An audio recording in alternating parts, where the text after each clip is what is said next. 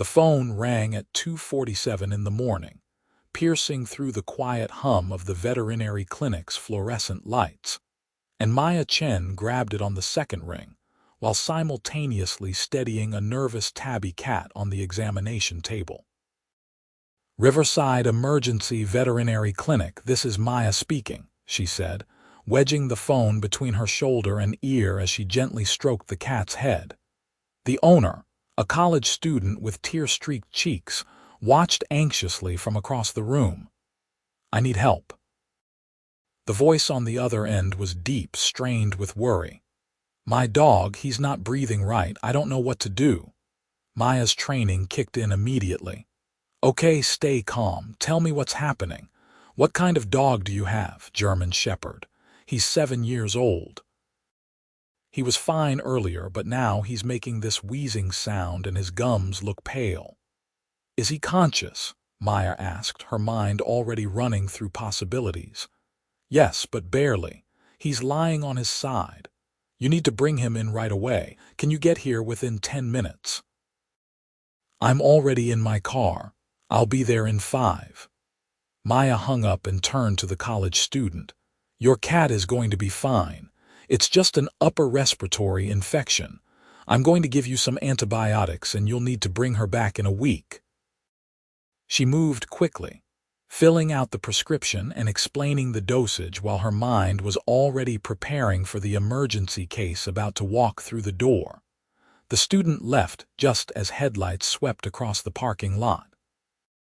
Maya watched through the window as a sleek black Range Rover pulled up to the entrance. A man emerged from the driver's side, tall and broad-shouldered, wearing what looked like expensive pajama pants and a wrinkled t-shirt. He rushed to the back door and carefully lifted out a large German Shepherd, cradling the dog's considerable weight in his arms as though it weighed nothing. Maya held the door open. "Straight back to the exam room." The man followed her directions without hesitation, his face etched with concern. Under the bright lights of the examination room, Maya got her first good look at him. He was probably in his early 30s, with dark hair that stuck up at odd angles as though he'd been running his hands through it repeatedly. His jaw was covered in stubble, and his gray eyes were fixed intently on the dog he'd laid carefully on the table. "What's his name?" Maya asked, already checking the dog's vitals. "Zeus." The man's voice cracked slightly. "He's all I've got." Maya didn't look up from her examination, but something in those words tugged at her heart. Zeus's breathing was indeed labored, and his gums were pale, indicating poor circulation. She listened to his heart with her stethoscope and heard an irregular rhythm that made her frown. "Has Zeus had any heart problems before?" she asked. "No, nothing. He's always been healthy. We go running together every morning." The man was gripping the edge of the examination table so hard his knuckles were white. "I'm going to be honest with you," Maya said, meeting his eyes. "Zeus is in heart failure. I need to stabilize him right now, and then we'll need to do some tests to figure out what's causing it. Do I have your permission to treat him?" "Do whatever you need to do. Money isn't an issue." Maya nodded and got to work. She started enrollment 4 line, administered diuretics and heart medications, and placed Zeus in an oxygen cage. The man watched every move she made, asking quiet questions that showed he actually understood the medical terminology she was using.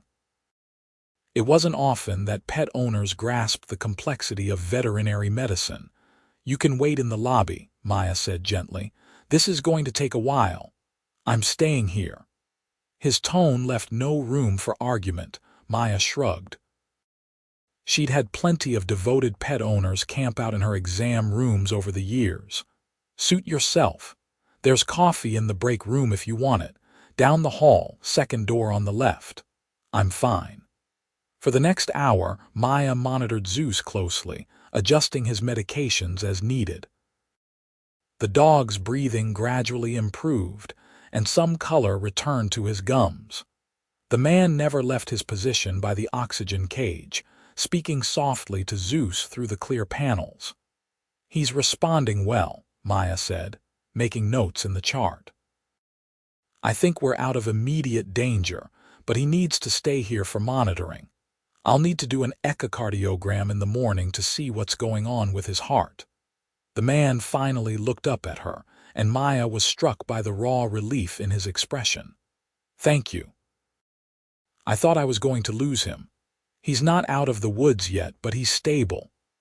Maya pulled off her gloves and washed her hands. "I'm going to need some information for our records. Your name, Ethan Morrison," Maya wrote it down, "and a contact number."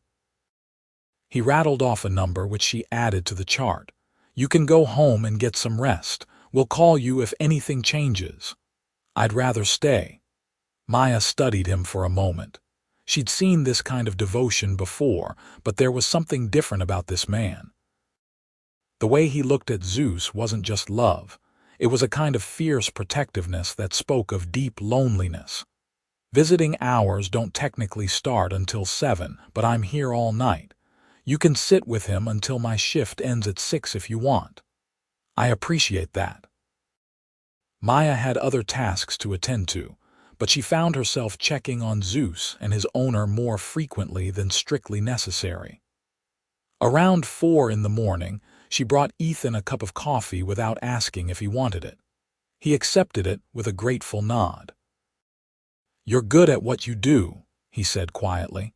"How long have you been a vet?" 3 years. "I finished my residency and started working nights here because the pay is better." Maya leaned against the counter. "Most people don't want to work the overnight shift, but I don't mind it. It's quieter and you really get to focus on the critical cases." "No family waiting at home," Maya shook her head. "Just me. My roommate works days, so we barely see each other. It works out fine." "That's dedication." Ethan took a sip of his coffee. "Zeus and I are night owls too. We usually stay up late in my home office. He sleeps under my desk while I work." "What do you do?" "I run a company. Import and export mostly. It's boring stuff." Ethan's attention returned to Zeus. "He's been with me since he was a puppy, got him right after I started the business. He's seen me through everything." Maya understood that kind of bond. Animals had a way of being there when humans weren't. "He's lucky to have someone who cares so much. I'm the lucky one." The night wore on, and Maya found herself lingering in the exam room longer than necessary, chatting with Ethan between her other duties. He was easy to talk to, with a dry sense of humor that surprised her given the circumstances. When she mentioned she'd been living on instant ramen and energy drinks for the past week, he looked genuinely appalled. "That's not sustainable," he said. "Tell me about it. But when you work nights and sleep days, cooking feels like an impossible task." "There's got to be a better solution than slowly poisoning yourself with sodium." Maya laughed. "I'm open to suggestions." By the time her shift ended at 6, Zeus was resting comfortably, and his vitals had stabilized significantly. Dr. Peterson, the morning shift veterinarian, arrived right on time, and Maya briefed him on Zeus's condition. "I'll take good care of him," Dr. Peterson assured Ethan. "Maya's done excellent work getting him stable." Ethan stood and stretched, his shirt riding up slightly to reveal a toned abdomen. Maya quickly looked away, suddenly aware that she'd been working alongside this attractive stranger for hours in the middle of the night. "Thank you again," Ethan said, extending his hand to Maya. "Seriously, you saved his life." Maya shook his hand, noting the firm grip and the calluses that suggested he did more than sit behind a desk. "Just doing my job.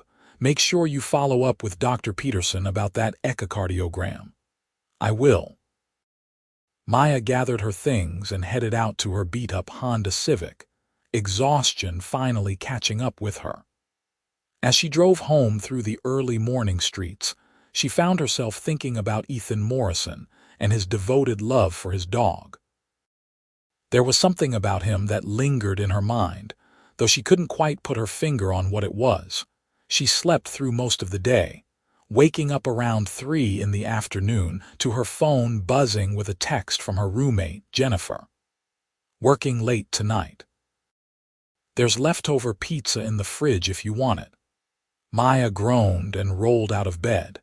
Pizza for breakfast at 3 in the afternoon was definitely not ideal, but it was better than instant ramen.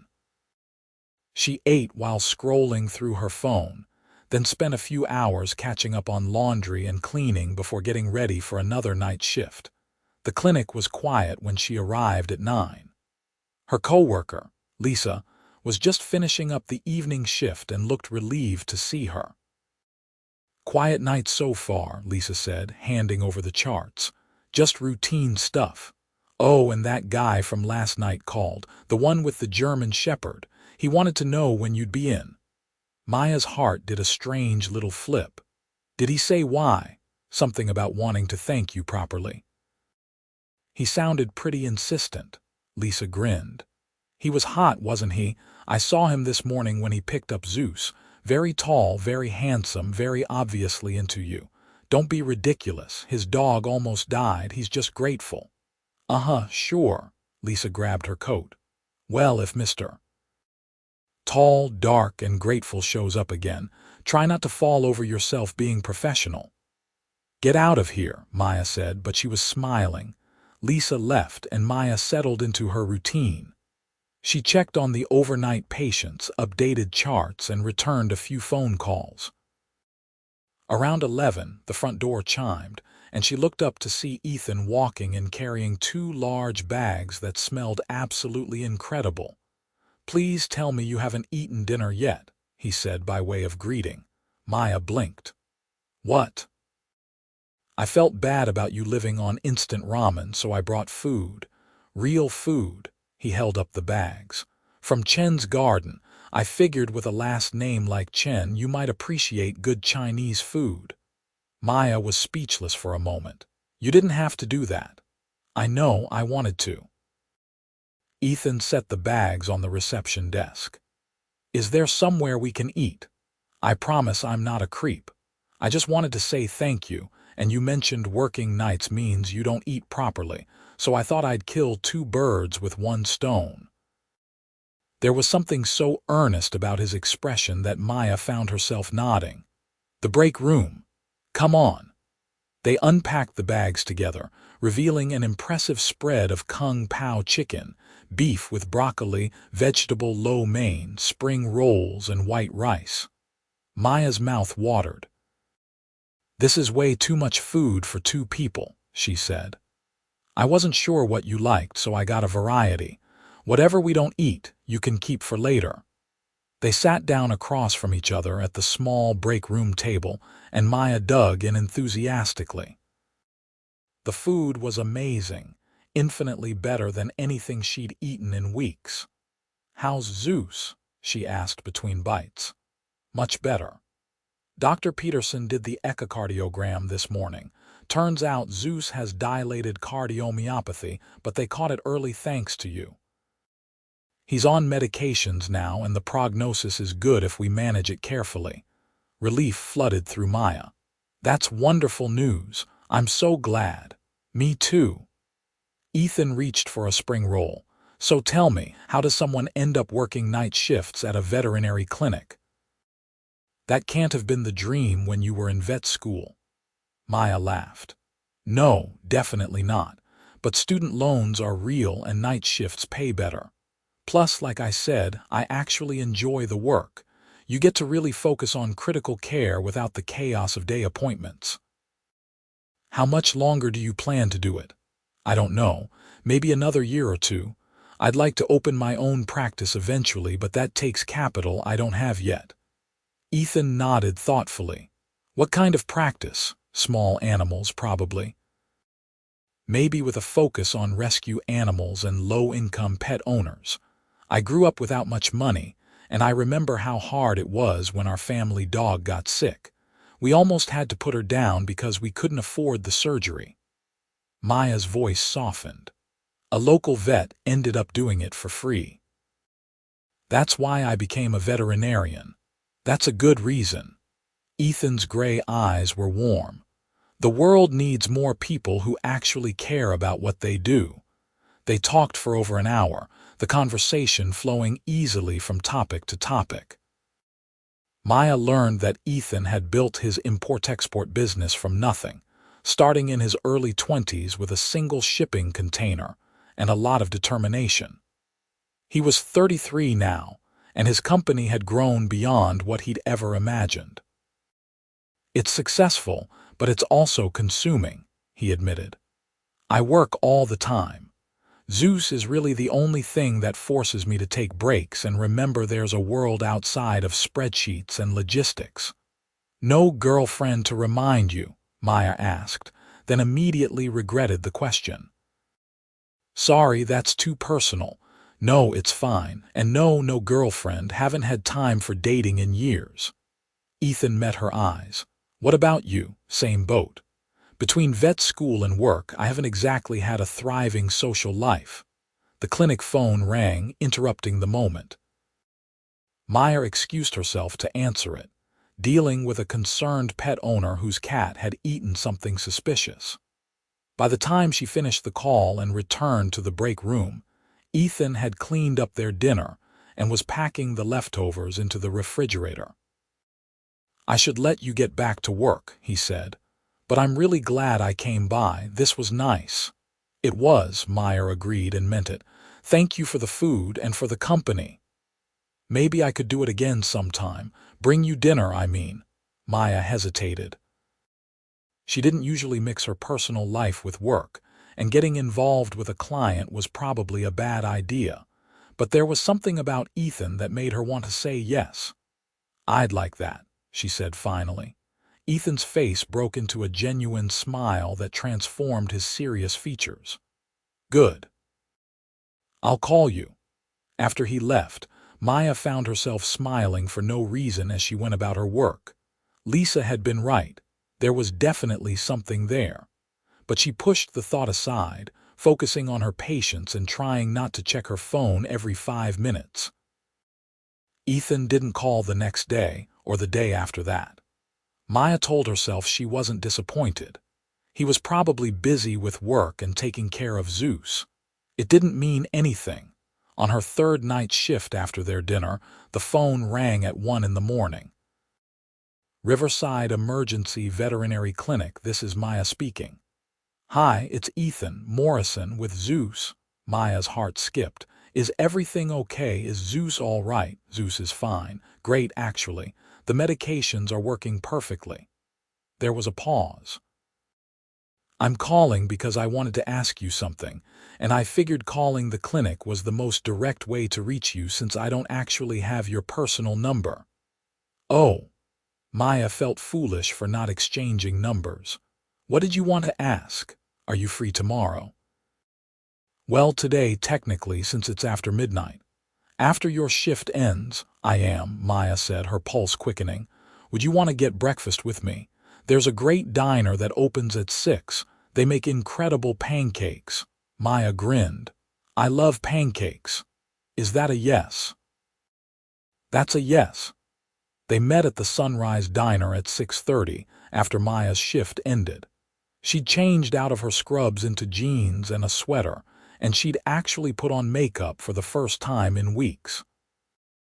Ethan was waiting in a booth by the window, and he stood when she entered, that warm smile already on his face.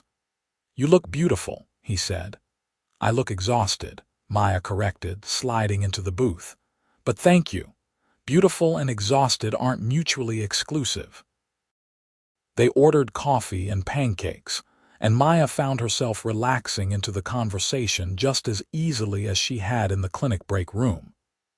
Ethan was attentive and funny, asking questions that showed he genuinely cared about her answers.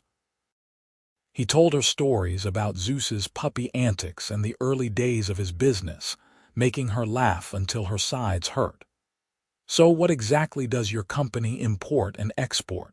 Maya asked, drowning her pancakes in syrup. Right now, we're focused on specialty goods from Asia and Europe.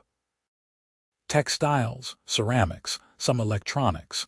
We work with a lot of small manufacturers who need help breaking into the American market. Ethan sipped his coffee. It's rewarding when you can help a family business expand internationally. Sounds like it requires a lot of travel. It used to. Now I have people who handle most of that. I mainly work from home unless there's an emergency. They lingered over breakfast for nearly 2 hours, until Maya finally admitted she needed to go home and sleep. Ethan walked her to her car and they stood there for a moment in the morning sunlight, neither quite ready to say goodbye. "Can I see you again?" Ethan asked. "Yes, but it's tricky with my schedule." "I don't mind working around it. Give me your number." Maya rattled it off and Ethan immediately sent her a text so she'd have his.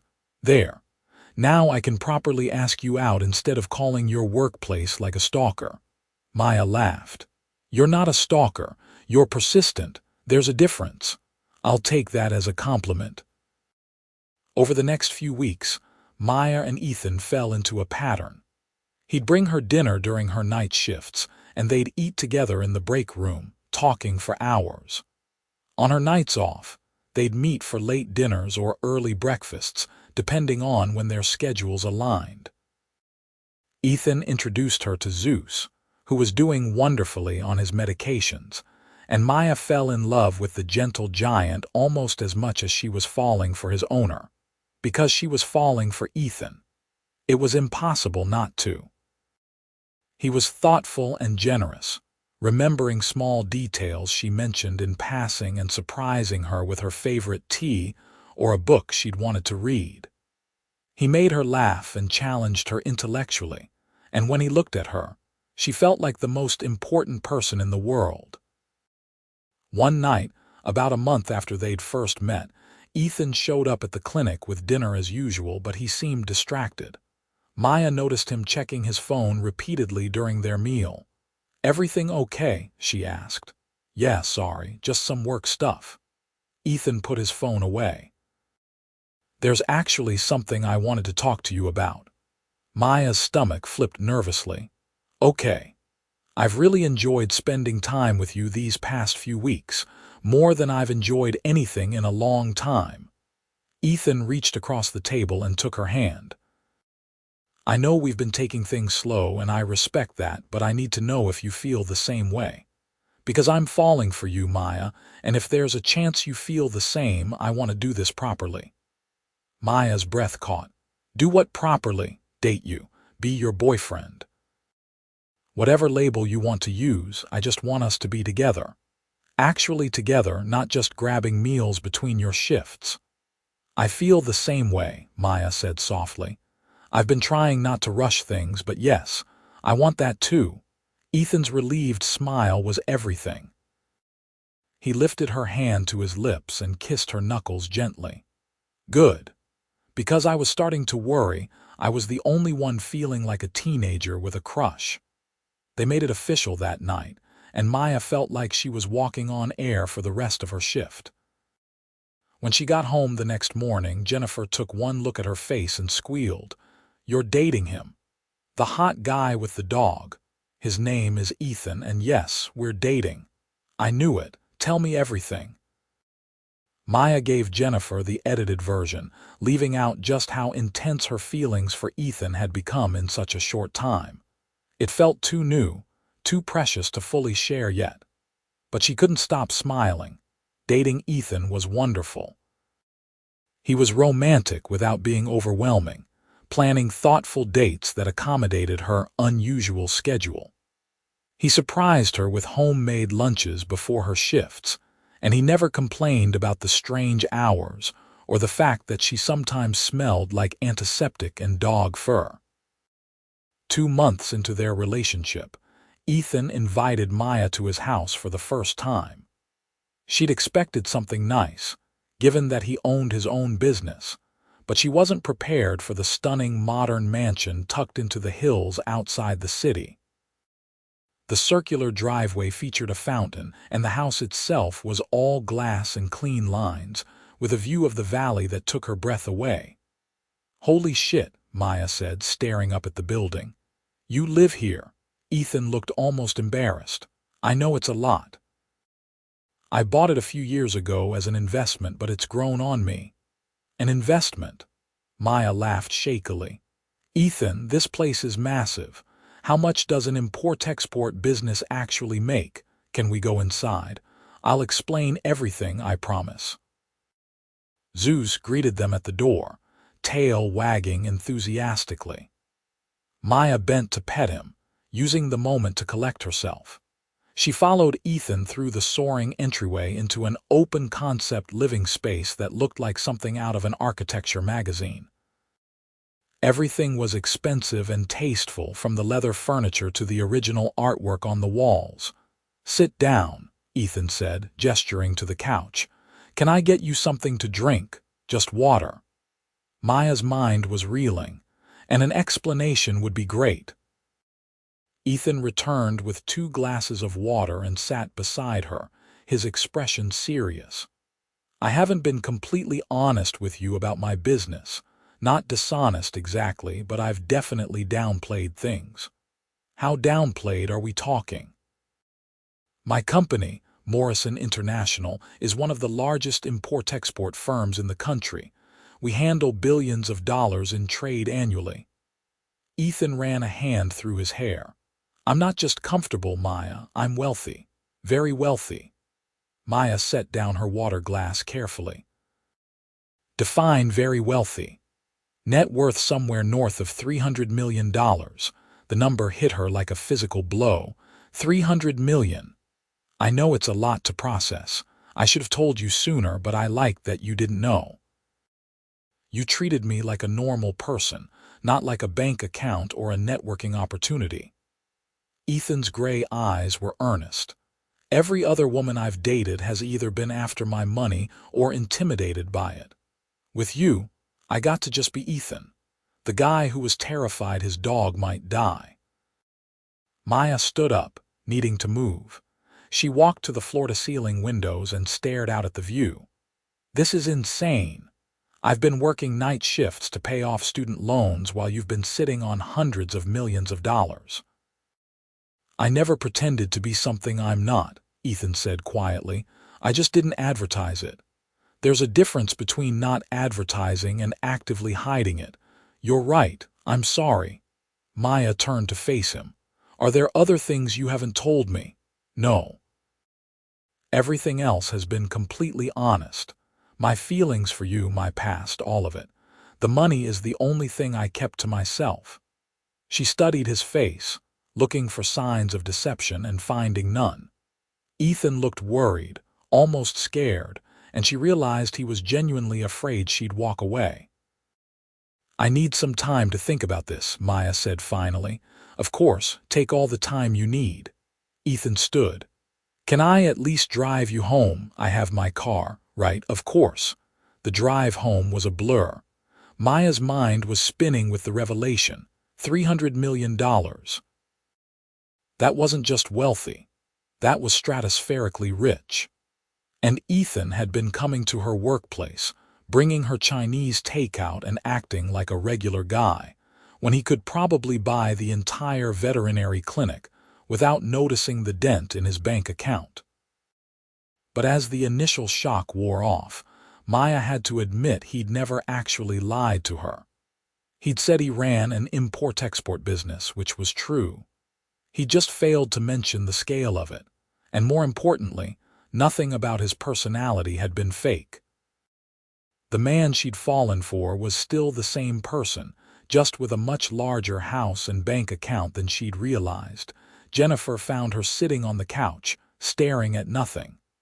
Okay, what happened? You look like you've seen a ghost. Maya told her everything. Jennifer's eyes got progressively wider as the story unfolded. He's a millionaire. Like an actual millionaire, $300 million. Oh my God. Jennifer sat down hard. Okay, but the real question is, how do you feel about him? Forget the money for a second. Do you love him? Maya opened her mouth to deny it, then stopped. Did she love Ethan? She thought about the way he looked at her, the way he made her laugh, the gentle way he treated Zeus, and the genuine interest he showed in her dreams. She thought about how he'd shown up at her workplace just to make sure she ate properly, and how he'd never once made her feel bad about her beat-up car or her tiny apartment. "Yeah," she said softly. "I think I do. Then what's the problem?" "The problem is that he's in a completely different world than me. How can we possibly make that work? Maybe you should ask him that instead of me." Maya didn't go to work that night. She called in sick for the first time in over a year and instead spent the night thinking. By morning, she knew what she needed to do. She texted Ethan. "Can we talk? Your place?" His response came immediately. "I'll send a car. I can drive myself." "I know you can, but let me do this." The car turned out to be a Mercedes sedan with a driver who was polite and professional. Maya felt ridiculous sitting in the back seat as they drove through the city to Ethan's mansion, but she also couldn't deny it was nice not to worry about traffic. Ethan was waiting on the front steps when they arrived. He looked like he hadn't slept, and Zeus sat beside him, ever loyal. "Thank you for coming," Ethan said as Maya approached. "We need to talk properly," Maya said. "No interruptions, no avoiding the hard questions." "Agreed. Come inside." They settled in his living room and Maya took a deep breath. "I'm not going to pretend the money doesn't matter, because it does. Not in the way you might think, but it creates a huge power imbalance between us. You can solve almost any problem by throwing money at it. I can't. You live in a mansion. I live in a 2-bedroom apartment with a roommate. How do we bridge that gap?" "By being honest with each other," Ethan said. "I'm not going to pretend money doesn't make some things easier, but it doesn't fix everything. I've been lonely for years, Maya.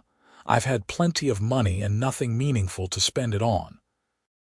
Then I met you, and suddenly I remembered what it felt like to actually look forward to something. To want to see someone not because they could do something for me, but just because being around them made me happy. But what happens when we want different things? When I want to open a small veterinary practice, and you're used to operating on a completely different scale. Then I support your dream, not try to change it into mine." Ethan leaned forward. "Maya, I don't want to buy you or change you. I want to be with you. The real you, who works night shifts and eats too much instant ramen and saves animals' lives because she genuinely cares. That's who I fell for." Maya felt tears prickling her eyes. "I'm scared. I'm scared of losing myself in your world. I'm scared of becoming someone I don't recognize." "Then we make a deal," Ethan said. "You keep working at the clinic for as long as you want. You keep your apartment. We don't rush anything. We figure this out together at a pace that works for both of us. And if at any point you feel like I'm trying to change you or push you into something you don't want, you tell me and I'll back off. You promise?" "I promise." Maya wiped her eyes. "I'm still processing all of this. It's a lot. I know, take your time. But I don't want to stop seeing you. I just need us to be equals in this relationship, money aside." Ethan nodded. "We are equals. You saved Zeus's life. No amount of money could have done that without your skill and knowledge. Don't ever think I'm the only one bringing something valuable to this relationship." That perspective shift helped. Maya had been so focused on what Ethan had that she'd forgotten what she brought to the table. She was a doctor, a skilled professional who'd worked hard for everything she had. That was worth something, regardless of bank accounts. "Okay," she said finally. "Let's try this, but slowly. As slow as you need." They worked through the complications together. Maya continued her night shifts and Ethan continued bringing her dinner, though she insisted on paying for it half the time. They went on regular dates, alternating between fancy restaurants and casual diners, finding a balance between their two worlds.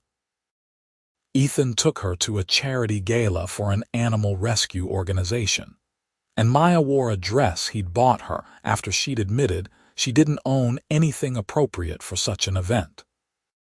She felt out of place among the wealthy donors, but Ethan never left her side, introducing her with obvious pride as my girlfriend, Dr. Maya Chen.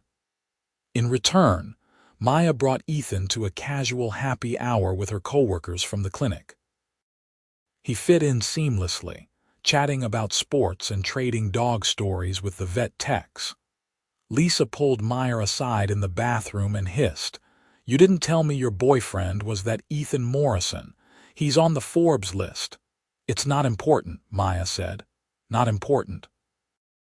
He's one of the richest men in the state. He's also kind and funny and treats me like an equal. That's what matters."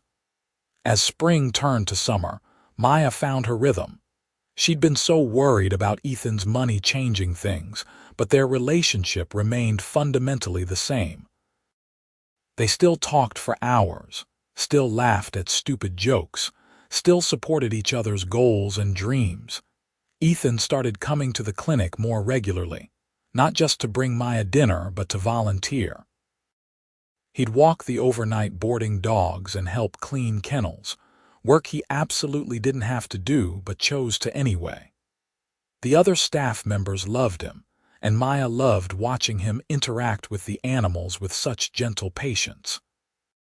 One night in July, 6 months after they'd first met, Maya finished her shift to find Ethan waiting in the parking lot with Zeus. "Come with me," he said. "I want to show you something." They drove to a small commercial building on the edge of town. It was empty, with large windows and a spacious layout. Ethan unlocked the door and led Maya inside. "What is this?" she asked. "It's yours if you want it." Ethan gestured around the empty space. "I know you want to open your own practice eventually, and I found this building. It's zoned for veterinary use, has excellent access and enough space for exam rooms, a surgery, boarding facilities, everything you'd need." Maya's heart was pounding. "Ethan, I can't afford this." "I know, that's why I'm buying it. Consider it an investment in your dream." "No." Maya shook her head. "I can't let you do that. We talked about this. I need to build my practice on my own." "Hear me out," Ethan said. "I'm not giving this to you. I'm investing in it as a business partner.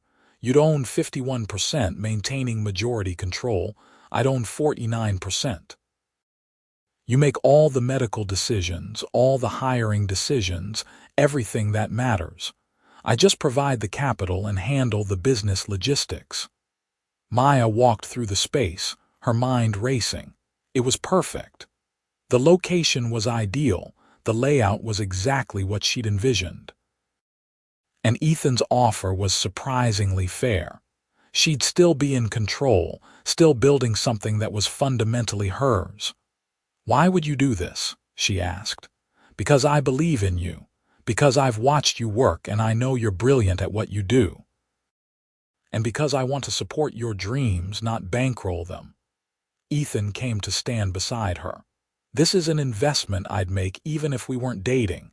You're going to make this place successful and I want to be part of that." Maya felt tears welling up. "You really think I can do this?" "I know you can." She threw her arms around him and Ethan held her tight, his chin resting on the top of her head. Zeus circled them both, tail wagging, and Maya laughed through her tears. "Okay," she said. "Let's do it. Partners. Partners." The next few months were a whirlwind of activity. Maya gave notice at the emergency clinic, and they started working on transforming the building into her dream practice. Ethan handled the contractors and permits, while Maya focused on medical equipment and staffing. They worked together late into the night, planning and arguing and laughing, and Maya had never been happier. Ethan's business acumen proved invaluable.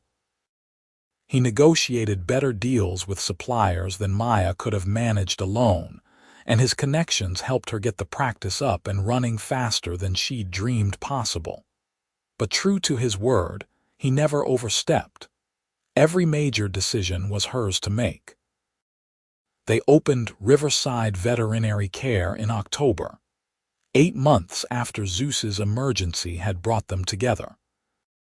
The first few weeks were slow, but word spread quickly about the new vet in town who genuinely cared about her patients and offered sliding scale payments for families who couldn't afford full price. Within 2 months, Maya was fully booked. She hired 2 vet techs and a receptionist, and she felt a fierce pride every time she walked into her own practice. This was hers. She'd built this with Ethan's help but not his control. It was exactly what she'd wanted. One evening in December, as Maya was locking up after a long day, Ethan appeared at the door with Zeus. "I thought you had a business dinner tonight," Maya said, letting them in. "I canceled it. Something more important came up." "Is everything okay?" Ethan smiled. "Everything's perfect, actually. Come here." He led her to the small office at the back of the practice, where Maya kept her desk and files. Zeus sat obediently in the corner, watching with what looked like anticipation. "I've been thinking about the past year," Ethan said. "About how we met and how you've changed my life completely. Before I met you, I was successful but empty. I worked all the time, never really connecting with anyone. Then Zeus got sick and I called your clinic in a panic and you answered the phone." Maya's heart was racing. "Ethan, you saved Zeus that night, but you also saved me. You reminded me what it means to care about something beyond profit margins and shipping schedules. You made me laugh again. You made me feel again." Ethan took her hands in his. "I love you, Maya Chen. I've loved you since you yelled at me for not noticing Zeus's symptoms sooner, and I've fallen more in love with you every single day since." "I love you too," Maya whispered. "Good, because I have something to ask you." Ethan let go of her hands and dropped to one knee. He pulled a small velvet box from his pocket, and Maya gasped. "Maya, I want to spend the rest of my life supporting your dreams and making you laugh and eating breakfast at weird hours because your schedule is still crazy. Will you marry me?" He opened the box to reveal a stunning ring, simple and elegant with a single diamond that caught the light perfectly. Maya was crying now, happy tears streaming down her face. "Yes, yes, of course yes." Ethan slipped the ring onto her finger and stood, pulling her into a kiss that made her toes curl. Zeus barked excitedly, breaking them apart, and they both laughed. "He knew," Maya said, wiping her eyes. "Zeus knew you were going to propose, didn't he? I practiced on him first." "He was very supportive." Maya knelt down to hug Zeus, who licked her face enthusiastically. "Thank you for getting sick," she told the dog. "Best emergency call I ever took." They were married the following spring in a small ceremony at Ethan's house. The guest list included Maya's family, her college roommate who'd become a close friend, and the staff from both the emergency clinic and her own practice. Jennifer served as her maid of honor, and Ethan's business partner stood as his best man. Zeus walked down the aisle with the rings tied to his collar, looking extremely proud of himself. The ceremony was held in the garden, with the valley sprawling below them in the afternoon sunlight. When Ethan said his vows, promising to support her dreams and never take her for granted, Maya had to fight back tears. When she promised to love him in sickness and health, for richer or poorer, knowing full well the richer part was an understatement, everyone laughed. They honeymooned in Italy. 2 weeks of pasta and wine and exploring ancient cities hand in hand. Ethan showed her the factories and workshops he worked with, introducing her to the artisans who created the goods his company exported. Maya was fascinated by the craftsmanship and the stories behind each business. "I finally understand what you do," she said one evening as they watched the sunset from their hotel balcony in Venice. "You're not just moving products around, you're connecting people and preserving traditions." "Took you long enough to figure that out," Ethan teased, pulling her close. When they returned home, Maya moved into Ethan's mansion, though she insisted on keeping some of her old furniture mixed in with his expensive pieces. The house became a home, filled with the organized chaos of two busy professionals and one extremely spoiled German shepherd. Maya's practice continued to thrive. She hired another veterinarian to help handle the workload, and she started a program offering free spay and neuter services for rescue animals. Ethan's initial investment had long since been recouped, and the practice was genuinely profitable now. Maya took pride in that, knowing she'd built something sustainable and meaningful. 2 years after their wedding, Maya found out she was pregnant. Ethan's reaction was pure joy. He immediately started planning how to convert one of the spare bedrooms into a nursery and researching the best pediatricians in the area. Maya laughed at his intensity but loved him for it. Their daughter, Sophie, was born on a rainy November morning. She had Ethan's gray eyes and Maya's dark hair, and both parents were instantly smitten. Zeus appointed himself as the baby's guardian, sleeping beside her crib and alerting them to every sound she made. Maya took maternity leave from the practice, but she found herself missing the work.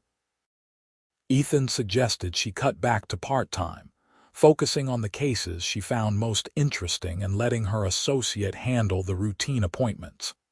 It was a good compromise, giving her time with Sophie while still maintaining her professional identity. One evening, when Sophie was 6 months old, Maya found Ethan in his home office, working late as usual. She leaned against the doorframe, watching him for a moment. He was frowning at his computer screen, Zeus snoring under the desk just like he had for years. "Remember when you told me Zeus was all you had?" Maya said softly. Ethan looked up, his expression softening immediately when he saw her. "I remember. Look at us now." Ethan glanced around the office, taking in the family photos on the walls, the baby monitor on his desk, and Zeus's comfortable bed in the corner. "Yeah," he said quietly. "Look at us now." Maya crossed to him and settled into his lap. "Thank you for calling my clinic that night." "Thank you for answering." Ethan kissed her forehead. "Best decision Zeus ever made for me, getting sick." "Don't let him hear you say that. He'll do it again for attention." They sat there for a while, comfortable in the silence, until Sophie's cries echoed through the baby monitor. Maya sighed and started to get up, but Ethan stopped her.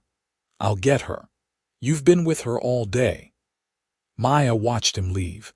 This man who'd come into her life as a terrified dog owner in the middle of the night and had become her husband, her business partner, and the father of her child. Life had taken turns she never could have predicted, but every single one had led her here.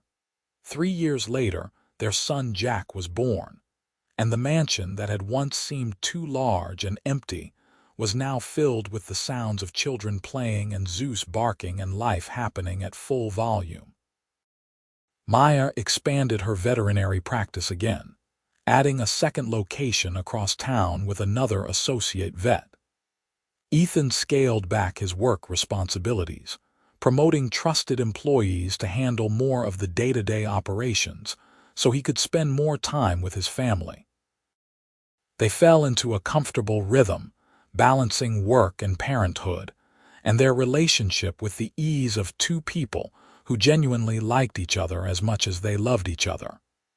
They still had date nights, sneaking away for dinners or movies while Maya's parents watched the kids.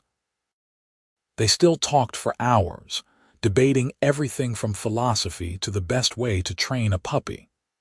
They still made each other laugh. On their 5th wedding anniversary, Ethan surprised Maya with a weekend getaway to a cabin in the mountains. Her parents took the kids and Zeus, and for 2 days it was just the two of them, hiking and reading and enjoying the quiet. "You ever regret it?" Maya asked one evening as they sat on the cabin's porch watching the stars. "Regret what?" "All of this. Me, the kids, the chaos." "Your life was probably a lot simpler before you met me." Ethan pulled her closer. Simpler, maybe, but empty. I choose chaos with you over simplicity without you every single time. That's very romantic. I'm a romantic guy. You just didn't notice because I was too busy panicking about my dog.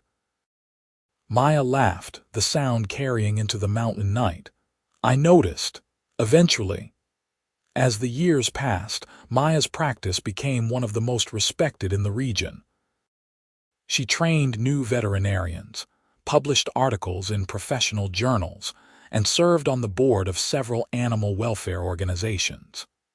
Ethan continued to grow his business, but he did it with balance now, never letting work consume him the way it had before. Sophie grew into a curious, energetic child who wanted to follow her mother around the clinic, asking a million questions about every animal. Jack was quieter, more analytical like his father, but he had a gentle way with Zeus that melted hearts. The dog was getting older now, moving more slowly, but he was still the beloved center of the family. When Zeus was 14, his heart condition worsened despite the medications. Maya knew the signs before Ethan wanted to admit it, and they had the hard conversation about quality of life that she'd guided so many other pet owners through. I can't lose him, Ethan said, his voice breaking. I know, but we don't want him to suffer. They made the decision together, and on a quiet Tuesday morning with both of them holding Zeus and telling him what a good dog he'd been, Maya helped him pass peacefully. Ethan cried openly, and Maya held him, remembering the terrified man who'd carried his sick dog into her clinic years ago. They buried Zeus in the garden of their home, under a tree that bloomed pink flowers every spring. Sophie and Jack helped plant a rose bush on the grave, and they all shared their favorite Zeus stories.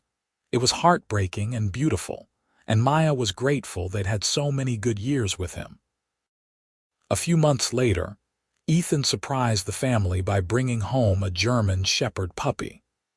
They named him Apollo, and while he could never replace Zeus, he brought joy and energy back into their lives. Sophie was old enough now to help train him, and she took the responsibility seriously, reminding Maya of her own childhood dreams of becoming a veterinarian. Life moved forward, as it always did. The veterinary practice celebrated its 10th anniversary, and Maya's associate vets threw her a surprise party that made her cry. Ethan's company went international in a major way, opening offices in 3 new countries. Sophie started middle school, showing an aptitude for science that thrilled Maya. Jack discovered a love of coding, spending hours with Ethan learning about technology and business systems. On a winter evening, 15 years after that first phone call, Maya and Ethan stood in their kitchen making dinner together. The kids were doing homework upstairs, and Apollo was sprawled across the floor, taking up as much space as possible. I was thinking, Ethan said, chopping vegetables with the precise efficiency he brought to everything. We should take a family vacation this summer, go somewhere we've never been. Where were you thinking? Maybe Greece. The kids are old enough now to appreciate the history, and I've always wanted to show you Athens. Maya smiled. That sounds perfect. Ethan set down his knife and turned to her. You're perfect. You know that. I'm really not. I'm stubborn and I work too much, and I still eat instant ramen when you're traveling. Those are features, not bugs. Ethan pulled her into his arms. I love every stubborn, workaholic, terrible eating habit part of you. Maya rested her head against his chest, listening to his heartbeat. I love you too, even though you hid being a millionaire from me for the first month we dated. I thought we agreed to never bring that up again. I agreed to no such thing. I'm going to tease you about that forever. Fair enough. They stood there swaying slightly, comfortable and content, until Jack called down asking for help with his math homework. Real life intruded as it always did, but that was okay. This was the life they'd built together, messy and chaotic and absolutely perfect. Years continued to unfold, bringing new challenges and triumphs. Sophie graduated high school and chose to study veterinary medicine, following in her mother's footsteps in a way that made Maya impossibly proud. Jack went into business, working with Ethan to modernize Morrison International's technology infrastructure. Both kids were happy and confident, products of two parents who loved them fiercely and showed them that success came in many forms. Maya's practice grew into a small empire of its own, with 4 locations and a team of talented veterinarians carrying on her mission of compassionate, accessible animal care. She wrote a memoir about her journey from struggling student to successful practice owner, and it became a surprise bestseller, inspiring a new generation of veterinarians. Ethan eventually stepped back from day-to-day operations of his company, transitioning to chairman of the board while younger executives handled the details. He and Maya started a foundation focusing on animal welfare and small business development, combining their two passions into meaningful philanthropic work. On their 20th wedding anniversary, they returned to the diner where they'd had their first date. It looked exactly the same, down to the red vinyl booths and the laminated menus. They ordered pancakes and coffee, just like they had 2 decades earlier. "Remember when you told me you loved pancakes?" Ethan asked, grinning. "I still love pancakes. Some things don't change. Thank God for that." They talked about the kids, about their work, about the trip to Greece they'd finally taken and the places they still wanted to visit. They talked about Zeus and Apollo, and the succession of smaller pets the kids had accumulated over the years. They talked about everything and nothing, the conversation flowing as easily as it had from the very beginning. As they left the diner, Ethan took Maya's hand. "If you could go back and change anything, would you?" Maya thought about it seriously. She thought about the struggles and the challenges, the moments of doubt and fear. She thought about learning to exist in Ethan's wealthy world while maintaining her own identity, about the hard work of building her practice, about the sacrifices and compromises that came with any long-term relationship. "No," she said finally, "I wouldn't change a single thing. Except maybe I would have asked for your personal number that first night instead of making you call the clinic." Ethan laughed. "That was pretty awkward. You made it work, though. You always do." They drove home together, to the house that had transformed from a mansion into a home, filled with the memories and love of a family built on chance and choice, and a phone call in the middle of the night. As they pulled into the driveway, Maya looked over at her husband and marveled at how a single emergency, a worried man and his sick dog, had led to this entire life. "What are you thinking about?" Ethan asked. "Just that I'm glad Zeus got sick that night." "Me too. Best worst night of my life." They went inside together, where Apollo greeted them with enthusiastic barking and Sophie was home from college for the weekend, already raiding the refrigerator. Jack was in the living room, video chatting with his girlfriend. It was ordinary and chaotic and absolutely perfect. Later that night, after the kids had gone to bed and the house was quiet, Maya found Ethan in his office, looking at an old photo of Zeus. "Miss him?" she asked softly. "Every day. But I'm grateful for everything he gave me, especially you." Maya crossed to him and wrapped her arms around his shoulders from behind. "We had a good life together, the 4 of us. You, me, Zeus, and every crazy adventure in between. We still do, just with different players and new adventures. True." Maya kissed the top of his head. "Come to bed. Tomorrow's Sunday and Sophie wants to make brunch. Her cooking has gotten dangerously good. She might be better than me. She definitely is. But don't worry, I'll still love you anyway." They walked upstairs together, passing photos of their life together lining the walls. Maya in her white coat at the practice opening. Ethan holding newborn Sophie. The whole family at Jack's high school graduation. Zeus young and healthy, and later Apollo joining the pack. Years and years of memories, all stemming from that single phone call. In bed, Ethan pulled Maya close, and she curled into his side like she had 1,000 times before. This was home. Not the mansion or the success or the money, but this moment, this person, this life they'd built together from nothing but chance and choice and love. "Thank you," Ethan whispered into the darkness. "For what? For answering the phone that night, for saving Zeus, for seeing past the money, for building this life with me, for everything." Maya smiled against his chest. "Thank you for calling, for bringing me Chinese food, for believing in my dreams, for being the kind of man worth falling in love with. So we're even. They fell asleep like that, wrapped around each other. And Maya's last thought before drifting off was that sometimes the best love stories started with a crisis, and a phone call and a willingness to take a chance on a stranger with kind eyes and a sick dog.